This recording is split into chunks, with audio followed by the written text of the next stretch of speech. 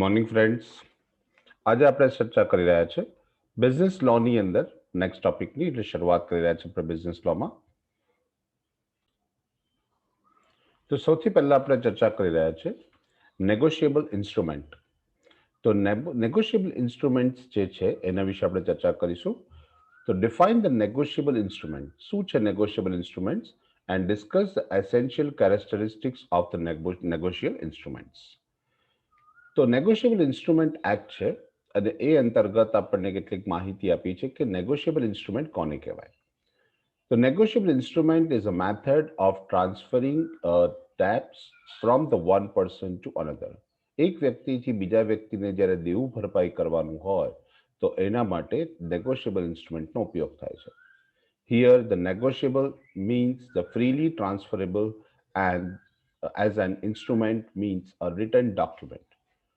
મુક્ત રીતે હેરફેર કરી શકાય એને નેગોશિયેબલ કહેવામાં આવે છે. અને જ્યારે ઇન્સ્ટ્રુમેન્ટ વર્ડ આપે છે એનો મતલબ થાય છે રિટન ડોક્યુમેન્ટ એટલે કે લેખિત દસ્તાવેજ. વિચ ઇઝ ફ્રીલી ટ્રાન્સફરેબલ, જેને મુક્ત રીતે હેરફેર કરી શકાય છે from one person to another person, એટલે એક વ્યક્તિથી બીજા વ્યક્તિ તરફ. By me delivery or by endorsement and delivery, એટલે કોઈ વ્યક્તિને એ આપી શકાય છે અને એને વેચાણ શેરો પણ કરી શકાય છે આપીને, એટલે બાય ડિલિવરી અથવા તો એન્ડોર્સમેન્ટ એન્ડ ડિલિવરી શબ્દ વપરાય છે. According to Section 13 of the Negotiable Instrument Act, a negotiable instrument means a promissory note, bill of exchange, or a check payable either to order or to bearer. આપણને ખબર છે કે checks માટે આપણે સામાન્ય રીતે ઉપયોગમાં લેતા હોઈએ છીએ અને એના માટે ઉપર ડબલ ક્રોસ લાઇન કરીને આપણે એને ક્રોસ ચેક કરીએ છીએ, તો એ ઓર્ડર ચેક કહી શકાય. અથવા તો આપણે જ્યારે એની અંદર બેરર ચેક કશું જ ઉલ્લેખ ના કરેલો હોય અને એમને જ આપેલો હોય તો એ બેરર ચેક કહેવાય છે. તો નેગોશિયેબલ ઇન્સ્ટ્રુમેન્ટમાં ત્રણ વસ્તુનો સમાવેશ થાય છે. એક છે પ્રોમિસરી નોટ એટલે કે વચન ચિઠ્ઠી, બિલ્સ ઓફ એક્સચેન્જ એટલે કે હુંડી, અને ચેક. આ ત્રણ ઓર્ડર અથવા તો બેરર સ્વરૂપની અંદર એનો ઉપયોગ કરી શકાય છે, જેને આપણે નેગોશિયેબલ ઇન્સ્ટ્રુમેન્ટ્સ કહીશું. સો according to this definition, any other instrument, આવો કોઈ પણ ઇન્સ્ટ્રુમેન્ટ એટલે કોઈ પણ એવું રિટન ડોક્યુમેન્ટ હોય which satisfy the conditions of negotiability can be added to the list of negotiable instrument. તો એને આપણે નેગોશિયેબલ ઇન્સ્ટ્રુમેન્ટમાં એડ કરી શકીશું. In case of the negotiable instrument, if a person obtain an instrument in good faith and for consideration or value, he obtained a better title than the title of transferor. તો અહીંયા negotiable instrument માટે કીધું છે કે negotiable ઇન્સ્ટ્રુમેન્ટની અંદર if the person obtain an instrument in the good faith, સારા વિશ્વાસ સાથે આવા કોઈ ઇન્સ્ટ્રુમેન્ટ એટલે કોઈ પણ સાધન એટલે કે ચેક દ્વારા કે બિલ્સ પેએબલ કે બિલ્સ ઓર પ્રોમિસરી નોટ એને મળતું હોય ફોર કન્સિડરેશન અને એનું વળતર મળતું હોય મૂલ્ય સ્વરૂપમાં, he obtained the better title than the title of transferor. તો એ ટ્રાન્સફરર કરતા એના માટે વધુ યોગ્ય ગણાય છે. સેકન્ડ વસ્તુ આપી છે કે નેગોશિયેબલ ઇન્સ્ટ્રુમેન્ટ એક્ટ. તો એના કેરેક્ટરિસ્ટિક્સ આપેલા છે, એના લક્ષણો આપેલા છે. પહેલું લક્ષણ આપણને આપેલું છે ફ્રીલી ટ્રાન્સફરેબલ એટલે મુક્ત રીતે એને હેરફેર કરી શકાય છે. The property in the negotiable instrument, that is a ownership of the negotiable instrument, is freely transferable from one person to another person. એટલે કોઈ એક વ્યક્તિને જ્યારે નેગોશિયેબલ ઇન્સ્ટ્રુમેન્ટ મળેલું હોય તો એ અન્ય કોઈ વ્યક્તિને સરળતાથી એની માલિકી સોંપી શકે છે. From one person to another person, a bearer instrument is transferred just by the delivery, and order of the instrument is transferable by the endorsement and delivery. આ જે સિસ્ટમ છે બેરર ઇન્સ્ટ્રુમેન્ટ્સ હોય is transferable by the just delivery. જેવી રીતે bearer check છે, તમે bearer check ઉપર વ્યક્તિનું નામ લખેલું હોય તો પાછળ સાઇન કરીને તમે કોઈ પણ વ્યક્તિને આપી શકો છો, એને એન્ડોર્સમેન્ટ કર્યું કહેવાય. તો એવી રીતે તમે ડાયરેક્ટ પણ કોઈને ચેક ઉપર નામ ના લખેલું હોય તો તમે ડાયરેક્ટ આપી શકો છો, that is just delivery. And order instrument transferable by endorsement and delivery, અથવા ઉપર વ્યક્તિનું નામ લખેલું હોય જે તે વ્યક્તિનું, તો એ જે તે વ્યક્તિ પોતે પાછળ સાઇન કરી અને અન્ય કોઈ વ્યક્તિને આપી શકે છે. તો એ મુક્ત રીતે એની હેરફેર કરી શકાય છે, એક વ્યક્તિથી બીજા વ્યક્તિ તરફ એની માલિકીની હેરફેર થઈ શકે છે. બીજો મુદ્દો આપેલો છે કે title of holder free from the all defects. તો જે વ્યક્તિ એ ધરાવે જે વ્યક્તિ પાસે એ હુંડી કે વચન ચિઠ્ઠી કે ચેક હોય છે એ હોલ્ડર કહેવાય. Is free from all the defects, એમાં કોઈ પણ પ્રકારની ખામીથી મુક્ત થઈ જાય છે. When a person obtain a negotiable instrument in the good faith, યોગ્ય વિશ્વાસ સાથે અથવા તો સારી પરિસ્થિતિમાં એ જો મેળવે એટલે કે કોઈ પણ પ્રકારનું અ, ચોરી કે ઉચાપત સિવાય જ્યારે કોઈ વ્યક્તિ મેળવતું હોય તો એને ગુડ ફેથ કહેવાય. એન્ડ ફોર વેલ્યુ અને કોઈ મૂલ્યના બદલામાં આપીને લે, his title is free from all the defects. તો એ કોઈ પણ પ્રકારની ખામી જો કદાચ ઇન્સ્ટ્રુમેન્ટમાં હોય તો પણ એનાથી મુક્ત થઈ જાય છે. ધીસ મીન્સ એનો મતલબ even if the title of the transferor is defective, એટલે કે ધારો કે જેની પાસેથી તમે લઈ રહ્યા છો એ વ્યક્તિ અન્ય કોઈ વ્યક્તિ પાસેથી ચોરી કરીને લીધેલું હોય, પણ તમે એની પાસેથી એનું મૂલ્ય આપીને વસ્તુ લીધી હોય, the transferee get a clear title which is free from all the defects. તો તમે એનું મૂલ્ય આપીને ઇન્સ્ટ્રુમેન્ટ ખરીદ્યું છે તો તમારા માટે એક ગુડ ટાઇટલ કહેવાશે. સરકાર તમને એના તમારા સંદર્ભમાં તમને ચૂકવણી કરવા માટે સંમત થશે. ત્રીજી વસ્તુ આપી છે રિકવરી એટલે કે વસૂલાત.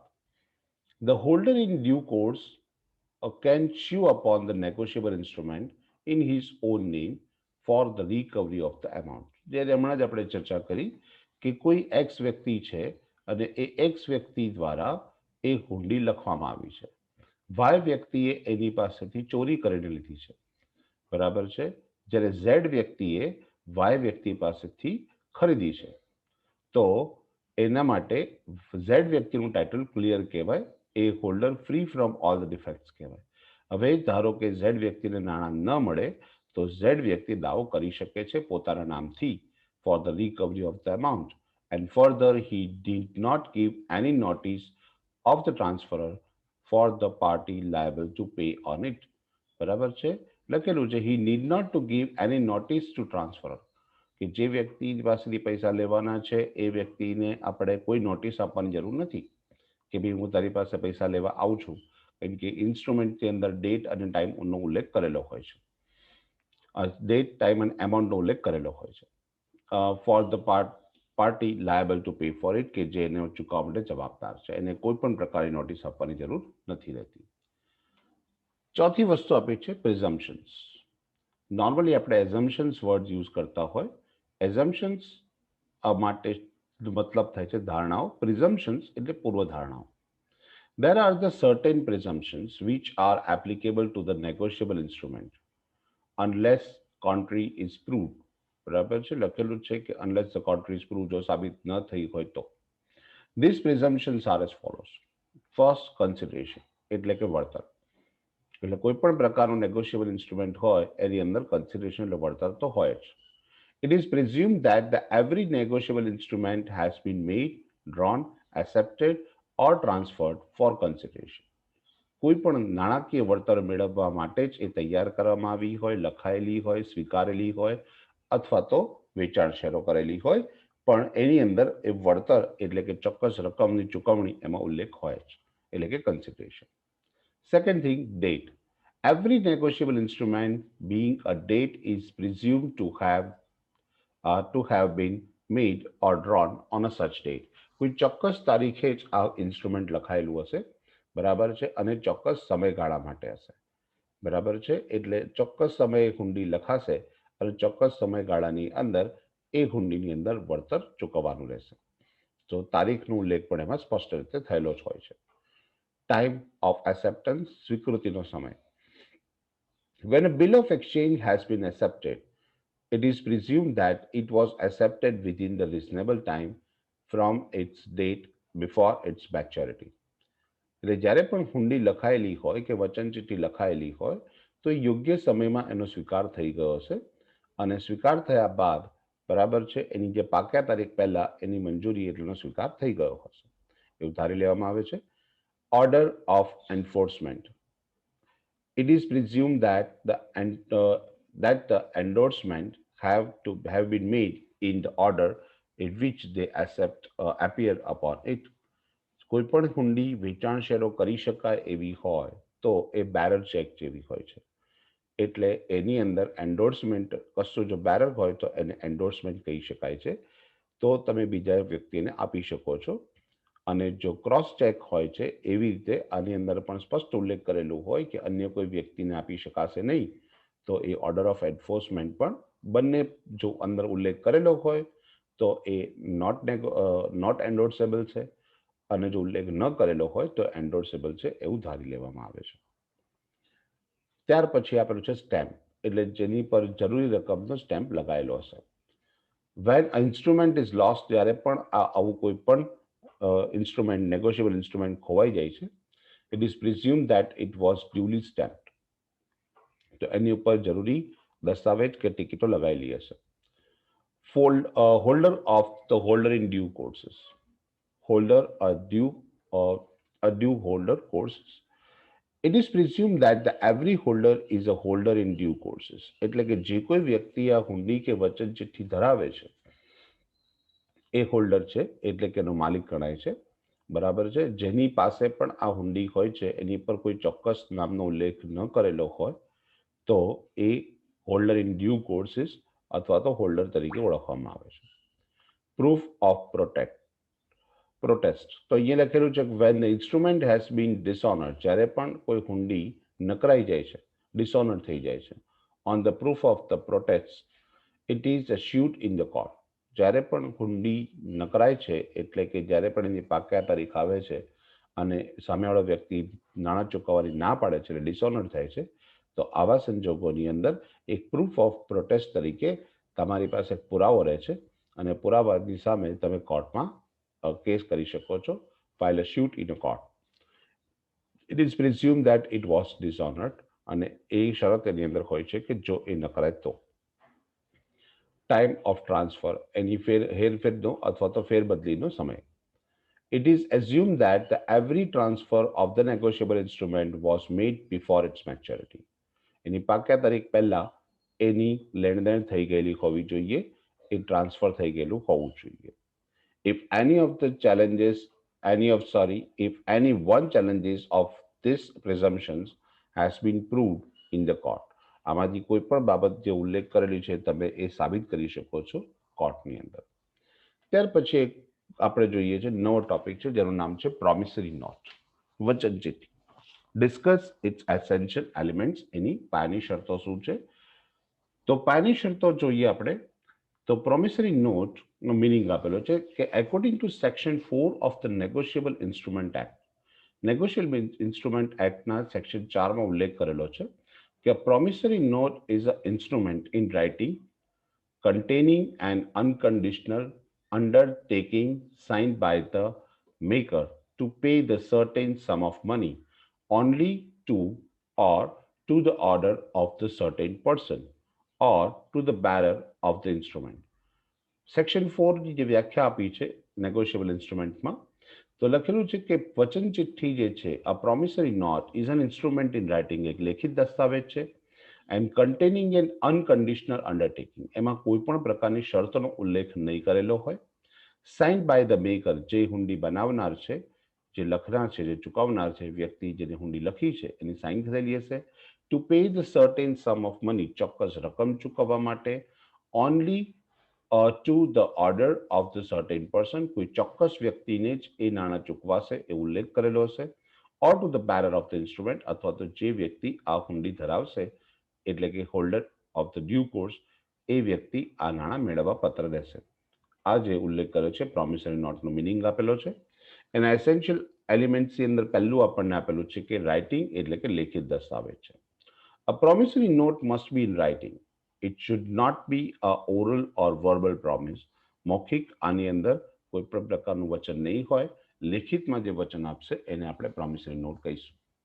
Writing include the printing and the typewriting, and it may be also in a pencil or ink.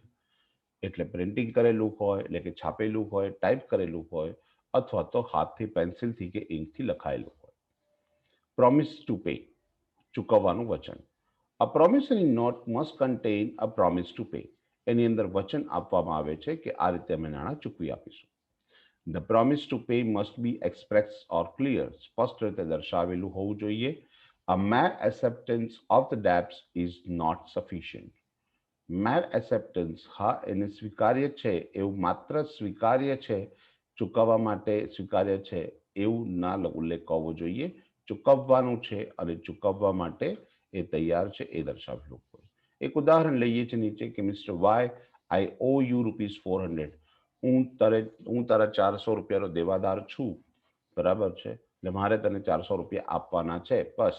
તો આને પ્રોમિસરી નોટ ના કહેવાય, નોટ ના કહી શકાય. I am liable to pay ₹1200 to Mr. Y by installment. હું 1200 રૂપિયા ચૂકવવાના છે, ઇન્સ્ટોલમેન્ટમાં ચૂકવી દઈશ. આને પ્રોમિસરી નોટ ના કહેવાય, કારણ કે એમાં ચોક્કસ ચૂકવણીનો ઉલ્લેખ કરેલા નથી. થર્ડ પોઈન્ટ આપ્યું છે ડેફિનેટ એન્ડ અનકન્ડિશનલ. અહીંયા આગળ ચોક્કસ હોય છે અને કોઈ શરત હોતી નથી. The promise to pay must be definite. જે કોઈ શરત ઉલ્લેખ કરેલો હોય, પ્રોમિસ વચન આપેલું હોય, એ વચન ચોક્કસ હોવું જોઈએ એન્ડ અનકન્ડિશનલ બિનશરતી હોવું જોઈએ. The promise to pay should not be the uncertain or conditional. કોઈ શરતી ના હોવી જોઈએ કે અચોક્કસ ના હોવું જોઈએ. ધારો કે એક ઉદાહરણ લઈએ, I promise to pay ₹1000 if B marries A. જો બી વ્યક્તિ એ સાથે લગ્ન કરશે તો હું 1000 રૂપિયા ચૂકવીશ. તો આમાં શરતનો ઉલ્લેખ કરેલો છે એટલે આને પ્રોમિસરી નોટ ના કહી શકાય. ચોથું આપ્યું છે સાઇન બાય ધ મેકર. જે હુંડી બનાવનાર છે, ચૂકવનાર છે, એ વ્યક્તિએ એની ઉપર સાઇન કરેલી હોવી જોઈએ. A promissory note must be signed by the maker, otherwise it is incomplete and of no effect. જ્યારે પણ કોઈ વ્યક્તિ એની પર સાઇન નથી કરતું, મેકર એની પર એટલે હુંડી લખનાર વ્યક્તિ જ્યારે એની પર સાઇન નથી કરતો, તો એ અધૂરી ગણાય છે અને એની કોઈ અસર રહેતી નથી. This is necessary to make him the liable to pay. બરાબર, એ ચૂકવવા માટે મંજૂર છે એવી એની પર સિગ્નેચર હોવી જરૂરી છે. સર્ટેન પાર્ટીઝ, એમાં વ્યક્તિઓ ચોક્કસ હોય છે. In the promissory note the maker and the payee must be certain. એટલે કે હુંડી લખનાર ને ચૂકવનાર જે છે એ બંને ચોક્કસ હોય છે. Their names must be clearly stated. એમના નામ સ્પષ્ટપણે ઉલ્લેખ કરેલા હોય છે. If the maker and payee cannot be identified with certainty, જ્યારે પણ આવા મેકર એટલે હુંડી લખનાર અને જે પેઈ એ ચૂકવનાર જે છે એના ચોક્કસ નામ તમે એમાં ના ઓળખી શકો, the instrument is not promissory note. તો એ ઇન્સ્ટ્રુમેન્ટ પ્રોમિસરી નોટ ન કહી શકાય. Number 6, the certain sum of money. ચોક્કસ નાણાંનો ઉલ્લેખ કરેલો હોવો જોઈએ. In promissory note, the sum payable must be certain. કેટલી રકમ ચૂકવવાની છે એ પણ એમાં ચોક્કસ હોવું જોઈએ. It should not be the capable of the contingent addition or deductions. એની અંદર કોઈ પણ પ્રકારનો વધારો કે ઘટાડો ન કરી શકાય. For example, I promise to pay to Mr. B ₹1000 and all other sums due to him. હું મિસ્ટર બી ને 1000 રૂપિયાનું વચન આપું છું અને એ સિવાય બીજા જે કોઈ નાણાં ચૂકવવાના થતા હોય તે પણ. તો એવું ના કહી શકાય, કારણ કે આમાં ચોક્કસ રકમનો ઉલ્લેખ નથી કરેલો. 7th પોઈન્ટ આપેલો છે કે promise to pay the money only. માત્ર નાણાંમાં ચૂકવણી થવી જોઈએ. The promise must be to pay money only and not any other things. માત્ર નાણાંમાં ચૂકવણી થશે, અન્ય કોઈ વસ્તુમાં નહીં. If the promissory note contain a promise to pay something other than money and the something addition to money, it cannot be a promissory note. જ્યારે પણ promissory નોટની અંદર નાણાં વધારાનું એટલે કે સમથિંગ અધર દેન મની, નાણાં સિવાય અન્ય કોઈ વસ્તુનો ઉલ્લેખ કરેલો હોય, or the something in addition to money, અથવા નાણાં ચૂકવશે વત્તા કોઈ અન્ય વસ્તુનો પણ ઉલ્લેખ કરેલો હોય, તો એને પ્રોમિસરી નોટ આપણે નહીં કહી શકાય. ધારો કે ઉદાહરણ આપ્યું છે કે I promise to pay ₹630 kilogram of rice. તો આમાં નાણાંનો તો ઉલ્લેખ કરેલો છે, પણ એની સાથે અન્ય વસ્તુઓ પણ આપી છે, something in addition to money, તો એને પ્રોમિસરી નોટ ન કહેવાય. અને એકલું 330 કિલોગ્રામ્સ આપેલું હોત અને ₹600 ના આપ્યું હોત તો પણ આ સમથિંગ અધર દેન મની છે, એટલે પણ એને પ્રોમિસરી નોટ ના કહી શકાય. Number 8, bank note or currency note. એના બદલામાં પ્રોમિસરી નોટના બદલામાં ચેક દ્વારા ચૂકવણી ચાલશે, અથવા તો આપણે બીઆર પર કહી શકીએ છીએ, બીઆરના અર્થમાં એવા કહી શકાય કે બેંક તરફથી આપણને પે ઓર્ડર આપી દેવામાં આવે તો પણ ચાલશે, ડીડી ડિમાન્ડ ડ્રાફ્ટ આપી દેવામાં આવે તો પણ ચાલશે, અને કરન્સી નોટ એટલે કે રોકડા નાણાં આપી દેવામાં આવશે તો પણ ચાલશે. It is not a promissory note because it is a money itself. બરાબર છે, મની ઇટસેલ્ફ જ એટલે કે પૈસો જ એમાં જોઈશે, અન્ય કોઈ વસ્તુનો ઉલ્લેખ આપણે નહીં કરીએ તો જે એના સિવાયનું જે હોય તો આપણે એને પ્રોમિસરી નોટ નહીં કહીએ. ફોર્માલિટીઝ એની એક ચોક્કસ ક્રમ હોવો જોઈએ. It should be fulfil the certain formalities. એમાં ચોક્કસ નીતિ નિયમ હોવા જોઈએ, એની ફોર્માલિટીઝ વૈધિકતા હોવી જોઈએ. લાઇક ધ નંબર એટલે કે એની ઉપર એક ક્રમ નંબર આપેલો હોય, ડેટ જગ્યા કઈ તારીખે લખાયેલું છે એ ઉલ્લેખ કરેલો હોય, પ્લેસ સ્થાન જગ્યા સ્થાનનો ઉલ્લેખ હોય, and consideration etcetera. This things are usually found in instrument. સામાન્ય રીતે આ બધી વસ્તુઓ ઇન્સ્ટ્રુમેન્ટમાં દેખાય છે. Even if they are not essential, ભલે એટલું મહત્વનું નથી. However it must be bear the necessary stamp under the Indian Stamp Act 1899.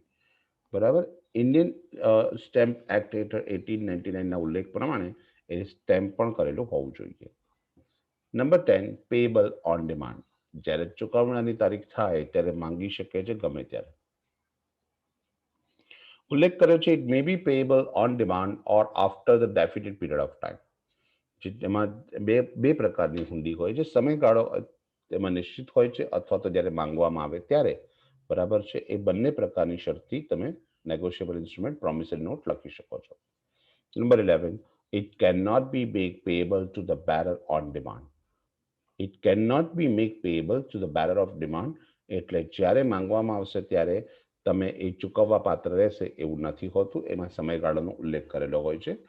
જ્યારે પણ માંગવામાં આવે તો અઠવાડિયા કે 10 દિવસના સમયની અંદર એ નાણાં ચૂકવવાના રહેશે એવું સ્પષ્ટ ઉલ્લેખ કરવો પડે. બરાબર, તો જ એ ચૂકવી શકાય. ત્યાર પછીનો જે ટોપિક છે, define the bills of exchange and what are the essential element, એની ચર્ચા આપણે નેક્સ્ટ લેક્ચરમાં કરીશું. બાય.